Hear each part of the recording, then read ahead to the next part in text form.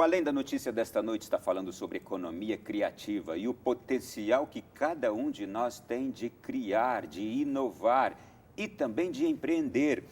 Terminei o último bloco querendo mencionar para vocês um exemplo que vi na Europa, num grande mercado onde estive, e eu chegava, por exemplo, num departamento ali e encontrava produtos que eu falei, puxa, nunca vi uma coisa como esta, vai ficar muito boa na cozinha, vai servir para fazer, para cozinhar isso, para fazer aquilo, para cortar aquela verdura.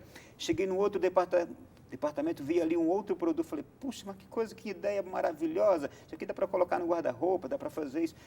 E eu cheguei à seguinte conclusão, falei, puxa, estou vendo aqui a criação de tantos produtos, de tantas coisas funcionais que a gente precisa no dia a dia, que facilita, feita com uma matéria-prima fácil, como o plástico, como o metal.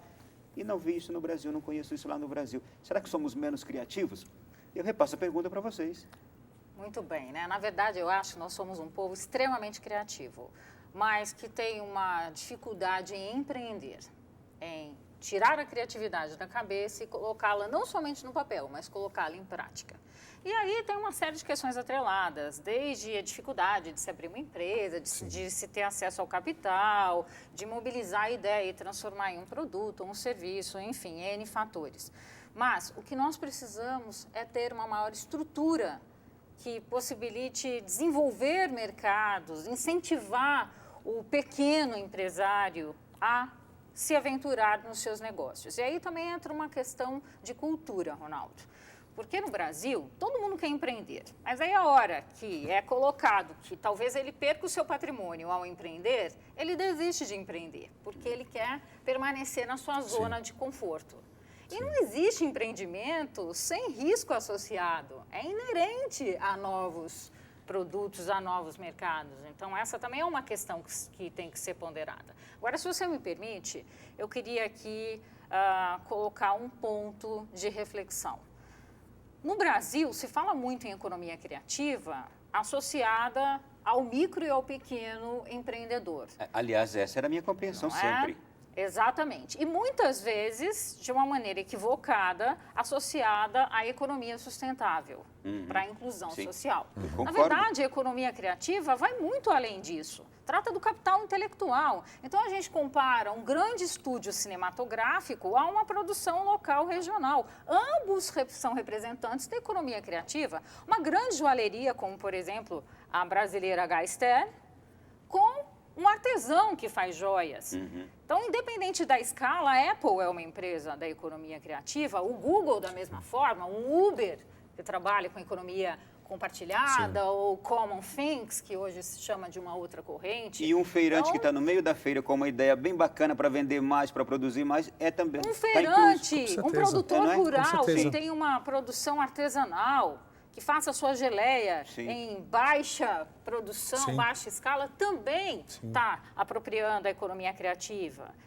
Setor de gastronomia, enfim. Eu acho que eu estou identificando algo no que você está falando. E quando fiz essa comparação com a Europa, e você nos falando das limitações aqui no nosso país, inclusive da limitação cultural, talvez falte maior incentivo também da parte do governo para essas ideias brilhantes que surgem, mas que não vão adiante, porque o indivíduo não tem ali aquele aporte financeiro para levar adiante aquela ideia criadora. Na verdade, existe um fenômeno, complementando o que a Rosana aqui colocou muito bem, e você, Ronaldo, com sua compreensão fantástica, inovação, criatividade acontece em rede. Então, você tem universidades, você tem bancos de fomento, você tem as políticas públicas, você tem associações de empresários, você tem federações, você tem um ambiente que é necessário, uma rede, um ambiente positivo, promovido pelas empresas e pelo governo, aonde você precisa se inserir para inovar. Por exemplo, eu sou um feirante, eu tenho uma ideia fantástica, mas eu preciso de apoio de uma universidade, eu quero trabalhar alguma coisa orgânica, eu quero trabalhar um novo produto, eu queria criar uma fruta diferente, eu quero aperfeiçoar, mas eu não tenho o conhecimento. Eu preciso ir para a universidade, eu preciso ir para um banco fomentador que possa falar, eu preciso de um microcrédito o crédito porque eu tenho uma boa ideia, mas eu não tenho recurso para fazer isso. Então, nós precisamos um ambiente, né? um ambiente favorável onde os empresários pequenos, médios, grandes se inserem e possam sistematicamente empreender. Que a Rosana falou, é a capacidade de empreender, mas não só de empreender, mas de ter todas as âncoras que eu preciso. Eu preciso conhecimento das universidades, eu preciso de dinheiro no banco, eu preciso de política pública, eu preciso de uma série de serviços, eu preciso entender sobre impostos, eu preciso entender sobre a economia, eu preciso entender sobre fluxo de caixa, eu preciso entender de finanças. Então, eu preciso transformar essas pessoas criativas em empreendedores que, de fato, têm uma chance de fazerem seu negócio acontecer nesse mercado. Ronaldo, se você me permite, eu gostaria de citar muito rapidamente 2 exemplos. Um no Brasil, que é o Porto Digital, em Pernambuco, na cidade de Recife, e o outro na Inglaterra. A Inglaterra é o berço da economia criativa. Desde o governo de Tony Blair, eles vêm trabalhando, inclusive em caráter de uma pasta interministerial, que faz muito mais sentido do que você pensar em um único ministério, porque há um programa de governo em prol do desenvolvimento econômico, não só das indústrias criativas, porque elas geram um impacto direto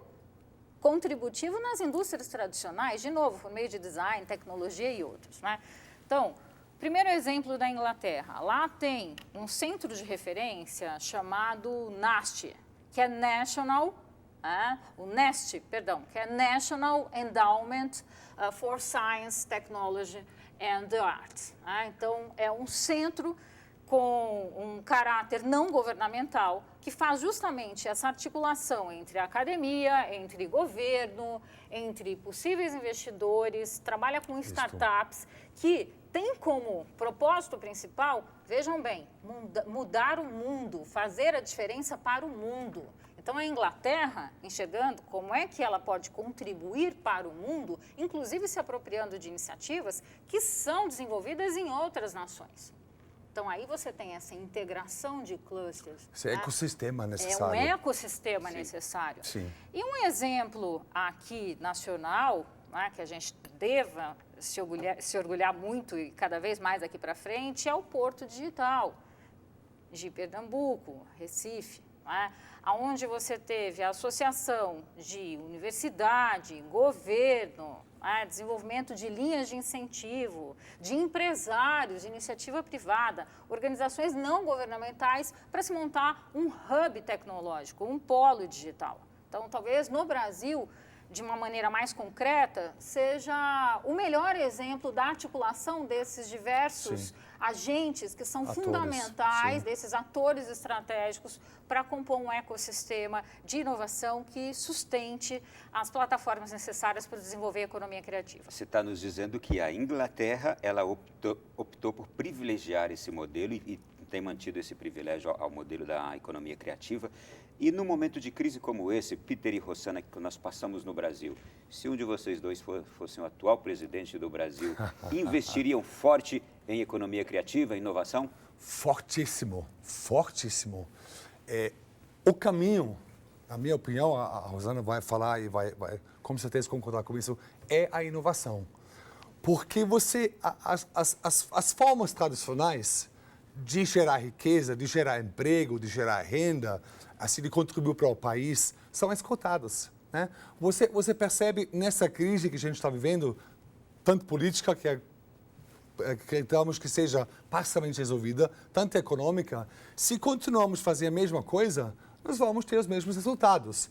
Esses resultados atendem? Não atendem. É preciso surgir algo novo. É preciso surgir algo novo. Então, preciso exatamente, pelo governo, falando como presidente do Brasil, precisa criar um ecossistema onde micro, pequenas e principalmente médias empresas, micro, pequenas e médias empresas, possam se inserir e possam criar algo novo, possam criar um chamado valor agregado, ok? Você compra muitos produtos, não só pelo produto, mas pelo valor agregado, né? Você anda pelo Uber, porque não é um táxi igual, não, é um carro, normalmente escuro. Você tem uma pessoa que desce do carro, que te abre a porta, dentro do carro você tem um chicletinho, você tem uma água, então tem um valor agregado. Aquele taxista mal-humorado, aquele taxista que atende por 30 anos da mesma forma, ele está enfrentando agora uma concorrência, porque alguém tive uma ideia inovadora. Eu vou criar um transporte criativo, alternativo, que é um sucesso no mundo todo. Aqui na Alemanha, na Europa, Estados Unidos, é um sucesso no mundo todo. Então, precisamos fortalecer esse ecossistema. Aliás, até te interrompendo, mas claro. Brevemente, inclusive correndo risco, se prefere esse melhor serviço. Porque o Uber não, claro. Com não certeza. é? Claro. O Uber não tem aquele conceito que tem os táxis tradicionais, que você Perfeito. conhece, aquela rede de táxis. O Uber é um motorista desconhecido, um carro desconhecido, que você pega, claro. mas tem o melhor serviço que te atrai. Isso. Com certeza. Mesmo correndo riscos, você quer aquilo. Deixa eu te dar um outro exemplo, Ronaldo. E são riscos calculados, porque Sim. há toda uma formação Sim. para que esses motoristas sejam credenciados. Se eles não tiverem uma avaliação extremamente positiva entre 4 e 5 estrelas, porque é na Sim. forma de estrela, eles são descredenciados e não podem mais ter a licença do Uber, né? Então, assim, é um risco, de certa forma, calculado. Né? Deixa eu só dar um exemplo de como vai isso evoluir. Na Alemanha, a gente tem um sistema que chama-se Car2Go. É um conceito entre economia criativa e mobilidade. O que acontece? Você tem carros em pontos estratégicos da cidade. Então, você não quer ir de carro, você não quer ir de táxi e nem de Uber. Você liga para a central e fala, eu estou aqui na Praça dos Três Poderes e eu preciso de um carro. Então, o senhor se dirija à esquina XY, lá tem um carro te esperando, você entra com código, usa esse carro e larga ele no seu destino final. E o sistema registra. Então, é uma forma de compartilhar carros, de melhorar a mobilidade urbana, de criar um novo segmento completamente novo de car sharing que não existia, e é um sucesso na Europa inteira. Aqui não chegou ainda. Aqui no Vai Brasil, chegar. Vai chegar, vai. É a evolução disso, vai chegar. Aqui vai no chegar. Brasil nós temos alguns modelos semelhantes, né? De um Uber de aluguel de carros, que é o Fleet, que está fazendo um enorme sucesso, começou no Sul e agora está indo para o país como um todo. E algumas instituições bancárias já a título de piloto com projetos semelhantes a esse Sim. verificado na Alemanha. Não é? Mas queria também aproveitar para pontuar que essas indústrias criativas elas estão sendo beneficiadas por tecnologias disruptivas. Então, graças à internet, às plataformas, as redes possibilitaram uma expansão exponencial. Então, você conectar quem Claro. precisa do serviço com quem quer Exato.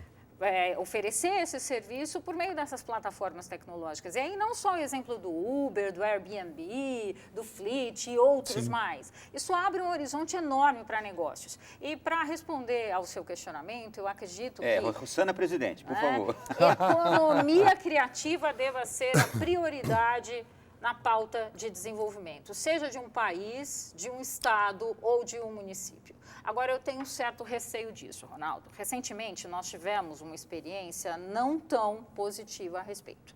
Em 2011, foi constituída a Secretaria Nacional de Economia Criativa. Essa secretaria, a meu ver, ela ficou totalmente mal posicionada. Por quê? Ela estava pensada no Ministério da Cultura. E muita gente entendia que economia E criativa... eu estou ouvindo falar dela agora, não é? hoje. Ela foi extinta em 2015. Porque não conseguiu apresentar resultados efetivos. Desculpem, aqui não há uma fala contra governo, aqui é uma crítica a um processo que foi instaurado, que foi estabelecido. Não é? Então, dentro do Ministério da Cultura, ela era entendida como a economia da cultura. E a economia da cultura é apenas um dos elementos da economia criativa. Não é só cinema, artes, moda, design. Extrapola, tem ciência e tecnologia, tem contribuições transversais a todo o restante da economia. Então, qual é o meu receio? O tema economia criativa, o nome economia criativa no Brasil, ele ficou um pouco desgastado. Então, eu tenho receio que, em função desse desgaste no passado, a retomada de algo tão vital, de extrema relevância, para que alavanque o desenvolvimento socioeconômico sustentável do país por meio de pequenos empreendimentos, médios e grandes empreendimentos, porque precisamos contribuir para a geração de riquezas, de empregos, não é? Seja comprometida. Então, é preciso entender que a economia criativa, na verdade, é a representação de um conjunto de indústrias que têm contribuições a dar, tanto em termos de geração de emprego e renda, receita dessas indústrias criativas, como a alavancagem da competitividade, da inovação, da eficiência das indústrias tradicionais. Para a pauta já. Nós temos uma audiência bastante significativa nas várias classes sociais. Sim. E sempre recebo cumprimentos de alguns parlamentares que nos acompanham também neste horário. E o que vocês estão nos trazendo aqui é algo de extrema importância. O tema da economia criativa se adequaria melhor em qual pasta de um governo? Ciência e tecnologia? Na verdade, se fosse para colocá-lo em uma única pasta, a meu ver, seria ciência e tecnologia. Porém, não acho a configuração mais adequada. Deveria ser, a exemplo de outros países, como China, Inglaterra, a própria Alemanha, uma preocupação interministerial deveria estar na Casa Civil. Agora que nós teremos, ao que tudo diz, né, ao que tudo indica, um super Ministério do Planejamento, quem sabe dentro desse super Ministério do Planejamento, mas atenção, só se de fato a perspectiva de ser um ministério muito mais empoderado, com uma atuação interministerial, uma atuação transversal às demais pastas, isso seria cabível. Caso contrário, é uma política de governo federal, não tem que estar restrita a nenhuma pasta, porque depende da articulação com todas as demais. Se as nossas autoridades estão à procura de algo novo para trazer resultados, está aqui hoje um tema importantíssimo, esse que a gente está trazendo aqui. Vou conseguir uma audiência para vocês dois lá com a atual presidência, tá bem? Por favor, será um prazer. Ótimo. Nós vamos agora ao nosso intervalo, já no próximo bloco retornaremos aqui continuando a falar sobre esse tema da economia criativa e daqui a pouquinho, Rosana, eu vou insistir um pouco mais, que a gente trabalhe, talvez no próximo bloco, para as pessoas mais simples também. Perfeito. Para as classes sociais mais baixas, como trabalhar isso nesse momento de crise. Perfeito. Até já.